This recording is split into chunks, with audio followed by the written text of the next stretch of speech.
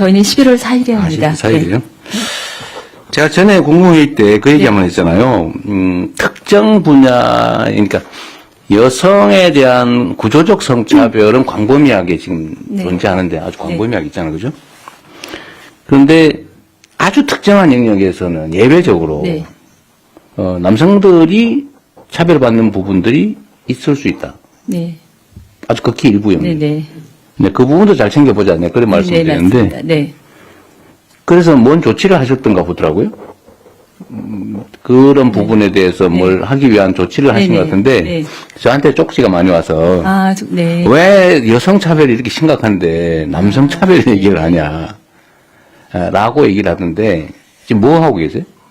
지금 아마 그러니까 그게 바로 이제 성평등과 이런 차별 관련되어서 이제 좀 다른 인식의 격차가 있는 것 같습니다. 그래서 저희가 사실은 지난번 대통령님 그 청년 콘서트 이후에 네, 저희가 그때 모였던 분들 대상으로 제가 당일에도 말씀을 드렸지만 오픈 채팅방에 좀 이 격차 해소를 위한 자문단을 파일럿 형식으로 좀 구성 요청을 네. 드려서 간담회를 한 5회 정도 가질 예정이고요.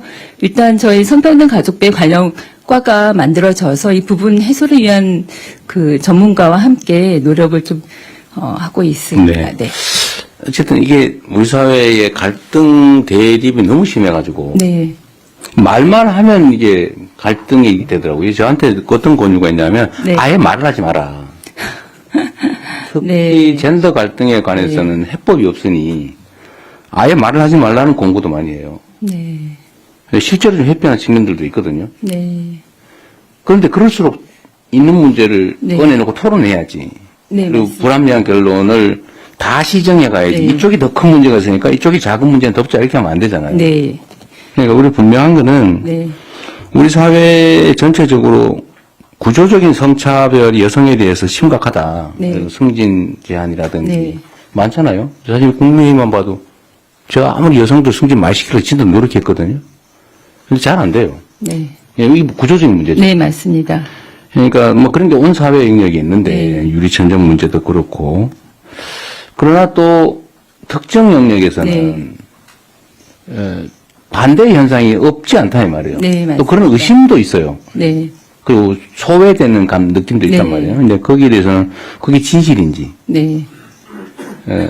만약 진실이라면 이건 어떻게 시정할 건지 그것도 네. 시정해야 돼요. 작은 문제도 시정해야 되고 큰 문제도 시정해야 되잖아요. 네. 물론 뭐 큰 문제에 더 주력해야 네, 네. 되지만 어쨌든 그런 점들에 대해서 좀 토론을 진지하게 좀 많이 하면 좋겠어요.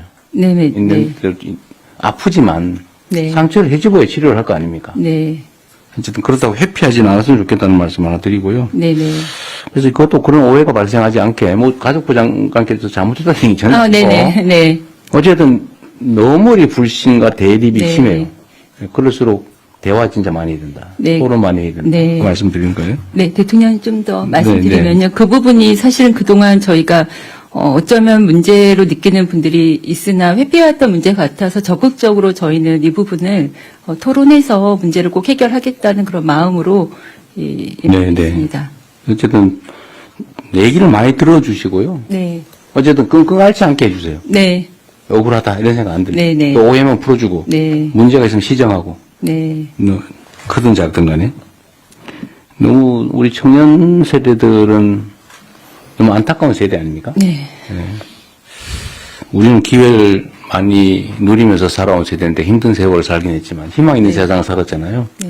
근데 지금의 청년 세대들은 뭐 객관적 상황이야 바꿈지 않고 뭐 교육받을 만큼 받고 하겠지만 네. 희망이 별로 없는 세대잖아요. 되게 어려운 세대죠. 네. 근데 갈등이 심해요. 다 기성세대 책임이죠. 네. 그리고 우리 행안부 장관님은 오늘 국정감사에 가신 모양이군요. 지금 법무부는 어디 있어요? 검사 누구세요? 법무부 차관입니다. 미안합니다. 제가 얼굴을 못 봐서. 이건 법무부하고 행안부가 또 동시에 걸려있는 문제인데, 저는 그런 생각이 들어요. 어쨌든 사회라고 하는 게, 특히 민주주의 사회는 정확한 정보가 중요하잖아요. 세상 사람 한 사람이 나라의 주민이고 국가의 권력자인데 그들의 판단에 기초해서 어쨌든 선출직 공무원이 생기고 임명직 공무원이 일을 하는 거 아닙니까?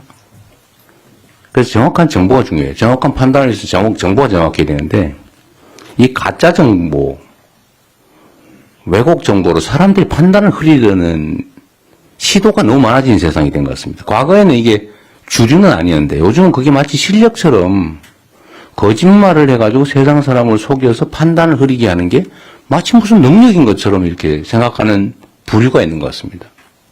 그걸 소위 선동이라고 그러죠. 없는 사실을 막 지어내가 여러 군데서 얘기 들으면 사민성호라고 여기 처음 들을 땐 에이 설마 그러다 두 번째 진짜인가? 세 번째 들으면 아 사실인가 봐. 네 번째 들으면 확실하네. 다섯 번째 들으면 자기도 같이 주장하는 거죠. 근데 이게 안타깝게도 현실이잖아요. 그래서 특히 이 정치 영역에서도 마찬가지인데 거짓말을 옛날에는 우리 앙두백 장관님 오래 정치하셨으니까 전에는 자기가 한 말이 사실과 다르면 사과했잖아요. 그죠? 아, 실수입니다. 그리고 거짓말을 하고 이렇게 그 사과 안 하면 그 사람 취급 안 하고 그러지 않았어요? 정치에서? 그죠? 근데 요즘은 반대야. 거짓말 잘하는 게 실력처럼 보여요? 뭐, 그러긴 한데, 그 사이에 치르는 대가가 너무 크죠? 예, 근데 그러면 낭비잖아요. 그런데 그게 지금은 시간 지나고 없어지는 수준이 아니고 그게 하나의 세력을 형성하기도 해요. 가짜 정보에 기초한. 근데 그 중에 하나가 이런 거예요. 저는 국정감사든 국회에 가서 국민을 대표하는 국회의원들한테 법률에 의해서 진실을 말해야 될 사람들이 거부한다든지 가서 대놓고 뻔뻔하게 거짓말한다든지 이거 절대 허용하면 안 된다고 생각해요. 차라리 말을 말든지. 그죠? 그런데 이거 지금 작년부터 국회에서 증언 요구하면 거부하고 말이에요. 대도 않은 이유로. 가서 거짓말하고. 그런데 이거 계속 반복되고 있어요. 그러면 안 되잖아요. 그 우리 식구들이 할지라도 마찬가지, 여러분도 마찬가지입니다, 앞으로. 그러면 안 되죠. 국가의 기강 문제 아닙니까? 근데 이거를 누가 최종적으로 책임지냐. 검찰, 경찰이 책임져야지. 그렇잖아요. 질서의 최후 유지자들 아닙니까? 검찰, 경찰. 그래서 권한, 권력을 줬잖아요. 사람을 조사해서 벌할 수 있는 권력을. 근데 그걸 행사를 제대로 안 하거나, 심지어 그 권력을 이용해가지고 어문 사람을 잡거나, 그게 시중폭력법보다 더 나쁜 짓이죠.